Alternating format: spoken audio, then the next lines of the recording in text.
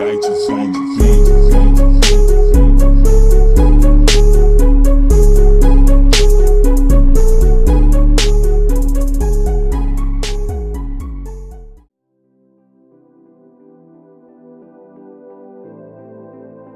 everybody and welcome to the Glow Up vlog. Alright, so take a close look at my dirty ass scalp.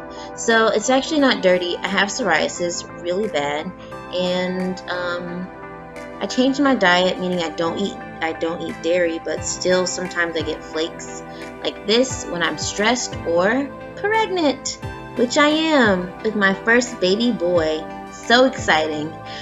This pregnancy has my scalp everywhere, however. So today I'm going to be showing you how I made my very first batch of aloe vera shampoo using aloe vera, fresh from the leaf, and some essential oils. So let's get started. First, you're going to get a cutting board and a good knife. It doesn't have to be sharp as fuck, but just sharp enough to cut through some aloe, which is pretty soft. It's just gel.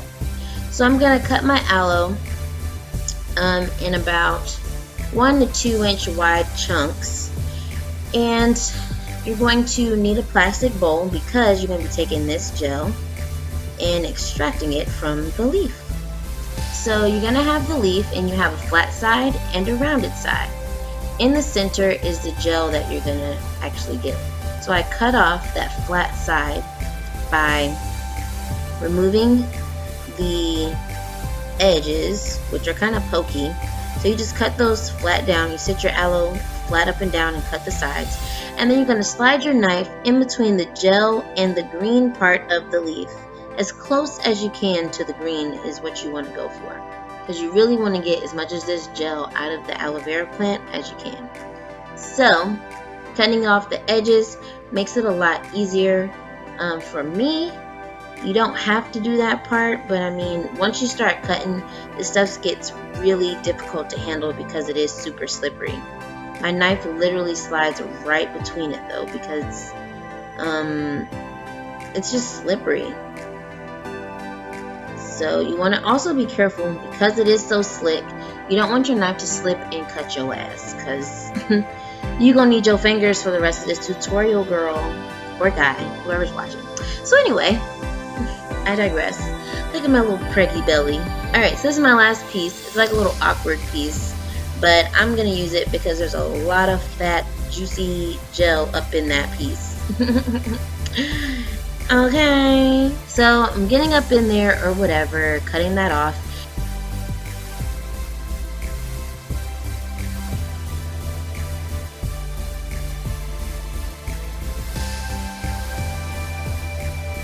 Now, what you really want to do is put the gel side down and then slide your knife in between the green and the gel, just like we did for the initial side that you did, the flat side. You want to do the same to the rounder side.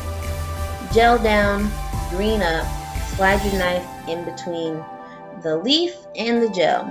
It should glide right on through, and it'll leave you with nice, healthy chunks of aloe vera gel. I'm going to continue this process, and then we're going to be chopping it up. So I'm going to take my knife and literally scrape off excess gel from my cutting board because there was a lot. I suggest using a cutting board. Don't cut this right on your counter or on a towel because it's just nasty. Well, not nasty, but messy. So now you want to take your hands, and you're going to use your hands to break up this aloe vera gel into smaller chunks. You can use your hands to get it as smooth as you want. For me, I had to go to work this morning in exactly an hour and a half. That's why I'm looking at the clock. So, I decided to say fuck it and use a blender. Which you can also do. You can use either one. So, that's what it's going to start looking like. It's going to start looking really snotty. Not like flu snot, but like, oh my god, I just cried for a long time, all this snot coming out my face. Like that kind of snot. So there's my ninja. I'm going to take my aloe chunks that are pre-mushed up in my hands, which, like I said, you can save yourself 10 minutes and just dump it right in your blender and call it a day. I'm going to be using the blade, the triple blade, to get this as smooth as possible.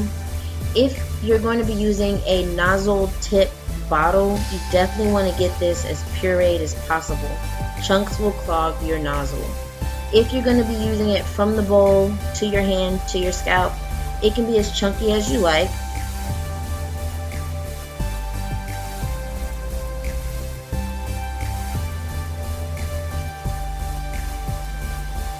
So I just put in my tea tree oil, black castor oil, and jojoba oil. And now I'm going to blend it until it looks really smooth. Yeah, it looks good. Removing my blade and putting this from the blender into my bowl because I'm going to be going into the bathroom.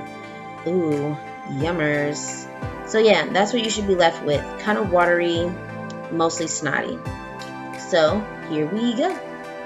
Now, after I get my camera set up, I'm going to be pouring my concoction here into a nozzle tip bottle. But first I'm going to separate my hair into 3 sections. 2 on the front and then leaving the back section loose because that's where I'm going to start. It's from the back to the front. So I'm also going to take 1 or 2 drops of scented shampoo that I actually fucks with and put it in there and stir it with my hand so not to create suds. And then I'm going to, that's me stirring it with my hands. I'm so pregnant I can't face forward in the sink necessarily. But anyway, so I'm going to pour it into my bottle, which has a nozzle tip attachment. This nozzle tip is ideal for people with locks. If you have locks, this is going to be your best friend.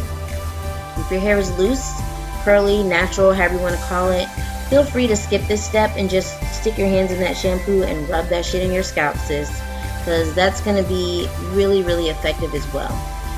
Mostly for locks, I like the nozzle because when you have locks and psoriasis, your flakes get deeply embedded within your locks. It's very difficult to get them free, get your flakes free from your hair. So once you put this on your scalp, you're going to massage it, not scratch it.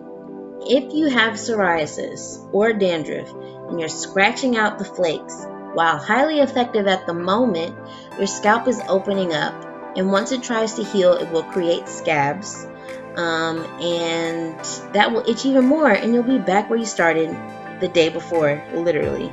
So I'm going to let that sit on my scalp. Now, I didn't blend it up as well as I would have liked. That's why you see me blowing into the nozzle. I have smaller chunks that are blocking my nozzle, but all you got to do is blow in there or tap it on the counter. I couldn't tap on the counter because it was really early in the morning and I was about to get ready for work. So I didn't want to wake my kids up, but because they will ruin my whole tutorial, child.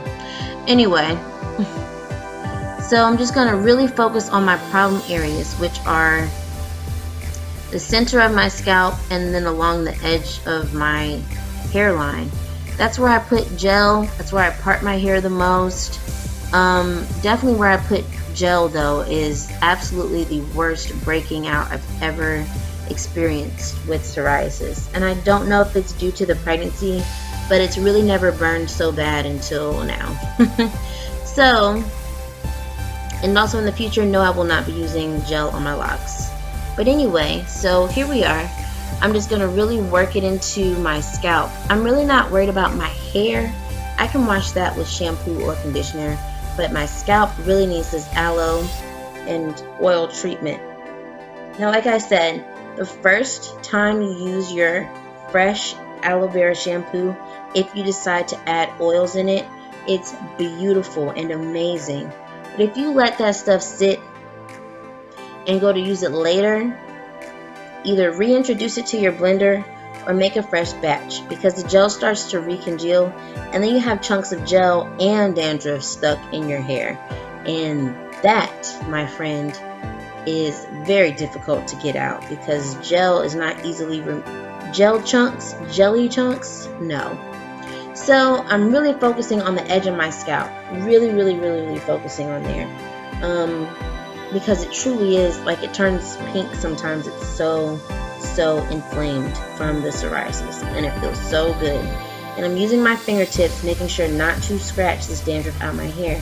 I'm going to actually let this aloe vera shampoo mixture sit in my hair for most of my morning. So I say about 15 to 30 minutes actually. I'm gonna make sure that I really soak my scalp to the fullest with this aloe vera gel. The best part of it is once you let it sit, it actually dries kind of clear like this. And there's my flakes though, and they are lifted from my scalp. Amazing. And my hair is feeling good. My scalp doesn't itch actually. It feels pretty good. So I'm going to insert some after pictures here, and good luck. Let me know how your recipe turns out. And yeah, thanks for tuning in to the Glow Up vlog. Yeah, peace.